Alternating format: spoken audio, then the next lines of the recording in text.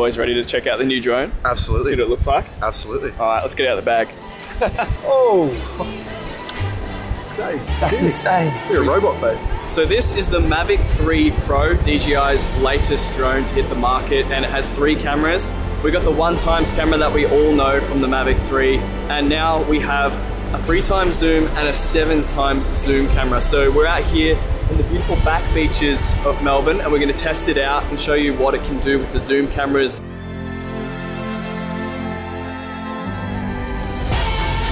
Okay, so let's talk about each camera's specs. The Hasselblad camera, which is the main camera, is a 4/3 sensor that shoots at 5K resolution at a maximum of 50 frames per second in 10-bit D-Log, which gives us great colors and a huge dynamic range. For photography, it can capture 20 megapixel raw stills. It's a 24mm focal length, which is perfect for capturing wide establishing shots of locations. By changing the image size to 4K on the RC, we can capture up to 120 frames per second with this camera. Aperture is also adjustable from 2.8 to 11. The 3x camera is a 1 to 1.3 inch sensor capable of capturing 4K resolution at a maximum of 60 frames per second in 10-bit D-Log M, which gives us great colors and medium dynamic range.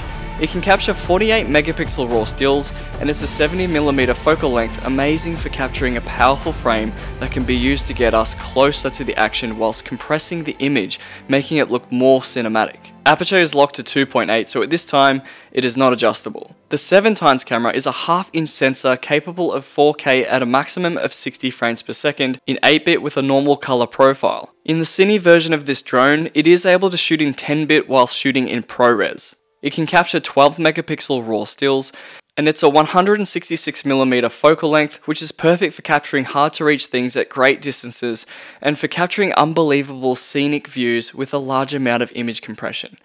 Aperture on this camera is locked to 3.4. It's worth noting that the Pro version of this drone offers color sampling at 420 in all cameras, and the Cine version offers ProRes 422 in all cameras. The parallaxing of the background with Daniel as the subject is so crazy. You can see everything moving by so quickly, but Daniel's just rotating slowly. It's like a helicopter shot with a zoom lens.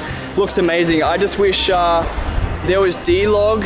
So far there's no D-Log on the 7x zoom. So that's something like, whilst I'm getting those amazing shots, that is a bit of a bummer. I hope that does get updated in future firmware. James is gonna fly his Air 2S through a small gap. I'm gonna see if we can monitor it on this drone by zooming in and see it go through the gap. It's gonna be really fun. Oh, there it goes. There it goes. Did he get through? Yeah. He's done it, he's gone through the gap.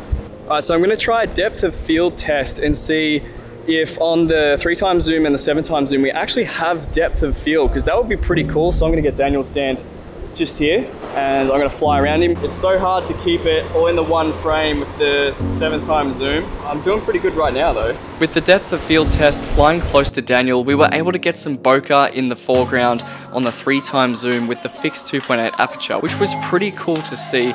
And on the 7x zoom, getting even closer with the fixed 3.4 aperture, we were able to get a little more bokeh in the background, which is pretty amazing to have on a drone. So the 3x zoom and the 7x zoom are capable of 60 frames per second in 4K. So I'm gonna give that a test, film some waves and some other things and see how it looks zoomed in slow motion. Being able to capture footage in 4K at 60 frames per second in the zoom cameras was pretty impressive, allowing us to capture slowed down images while zoomed all the way in, providing us with crazy creative possibilities. So now the sun decides to come out after we've got all the shots and we're pack up and leaving. This is classic, eh? That's so annoying.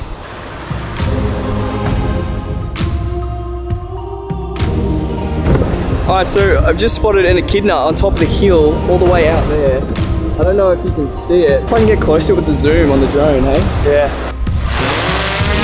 Perfect time to test out the zoom camera. It's so rare to see echidnas, so you guys are all lucky right now. I'm gonna try and get close enough without scaring him off. So that's what the zoom would be perfect for. Shooting wildlife without freaking them out too much. Oh man, it's so cool. It looks like he's hunting for food. Those shots are sick. What is it? Have a look. Oh, 2 echidnas. Do you know, that is so rare. Oh. Go, go. Oh man, that one shot that I got of the lighthouse with the whole cliff face and beachfront all in the background compressed, that just put into perspective of how incredible some of the stuff is that you can get with the Mavic 3 Pro. Like, that is an amazing shot, and that wasn't even shot in a flat picture profile, and it looked so nice. We just found the third echidna of the day.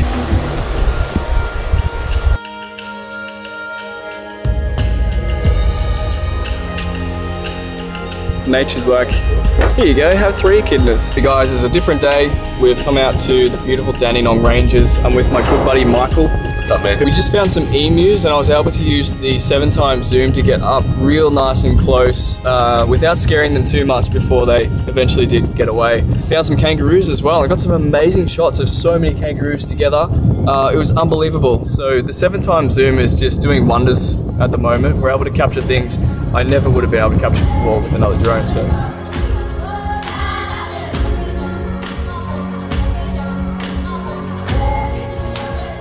after a few tests, I found that the 3x camera supports active track and is actually quite amazing to track at this focal length, as it looks so unique. The 7x camera, however, didn't support active track, but it does let you track your subject with you having to control the drone movement manually, which is still pretty amazing. Seeing as it's quite hard to track your subject yourself with the 7x camera while controlling the drone, this is still an amazing feature to have and will help to keep the shot smooth and on target. You definitely want to make sure that obstacle avoidance is on, because it's super hard to judge where our drone is when using the zoom cameras. Maximum flight time whilst hovering is said to be around 37 minutes. I found it felt like I was getting around 20 to 25 whilst flying like a madman. But didn't record it at the time. The Mavic 3's shape is basically the same as the Mavic 3 Classic and Cine versions, except it's slightly higher at the front with raised motor supports to allow for the bigger camera unit. The Mavic 3 Pro weighs around 958 grams, whereas the Mavic 3 Classic is 895 grams, so it's a little heavier. We have 8 GB of internal storage included in the drone itself, which is super helpful if we forget to bring our micro SD cards. The Cine version of this drone will be a 1 TB internal storage, so you will never even need SD cards. Accessories include ND filters, which come in ND8, 16, 32 and 64, which can easily be switched out. These will most likely have to be purchased separately with the drone, or maybe come with the Cine version. There is also a satchel that's able to hold the drone itself with 3 batteries and the controller and even the ND filters, and there is a magnetic lock that keeps it closed. This may come with the Fly More bundles, but I'm not totally sure, so make sure you check before you purchase. Now for the things that I absolutely loved about this drone. I was very impressed with the look of the 3x zoom with D-Log-M, as the compression of the image was very beautiful and the focal length was a good sweet spot for capturing those unique up-close shots, and at this focal length I was able to keep good control over the frame whilst maneuvering the drone and camera without messing it up.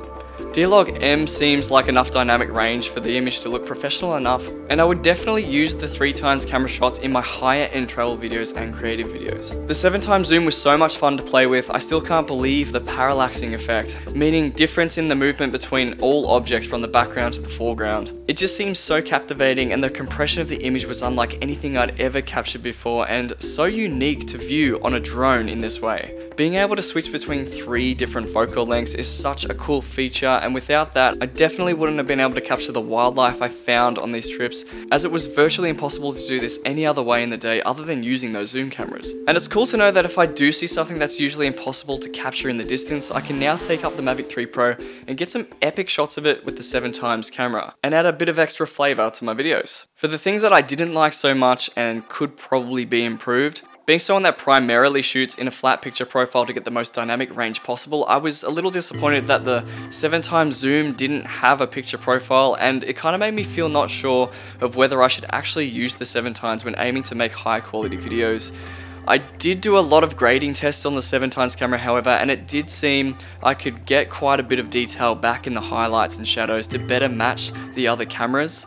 I still really wish it had D-Log-M at least to match perfectly with the 3x camera, but maybe I'm asking for a little bit too much out of the smallest sensor of all of the cameras. This also leads into another thing which is a bit of a bummer.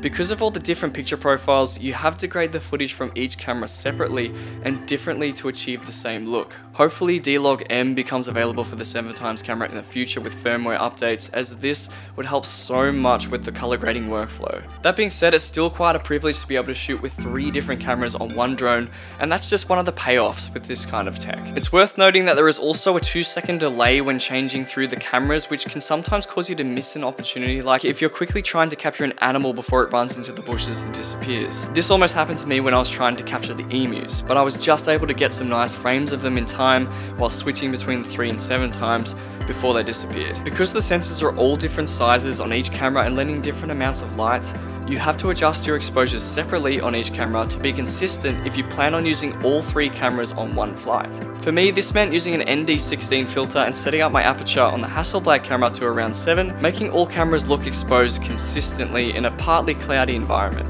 If you are shooting in low light and you're only just able to get the correct exposure on the Hasselblad camera, then it may be too dark to use the other cameras without cranking up the ISO, which we want to avoid so we don't bring artificial noise into our image. I mean, ultimately the perfect case scenario would be to have 3 different Hasselblad 4/3 sensor zoom cameras, and then everything would be perfect. But that obviously wouldn't be possible at all, as the drone would have to have been made much bigger and would result in a lot of other complications. This isn't really a con, but more something to be mindful of.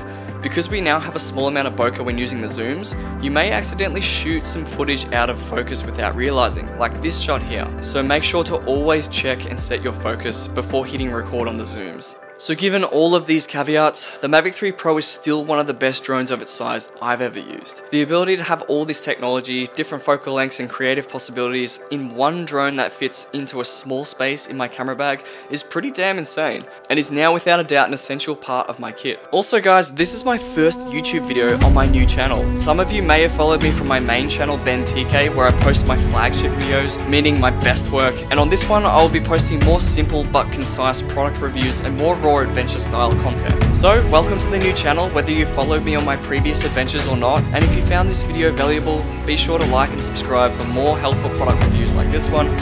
I'm Ben TK, see you in the next one.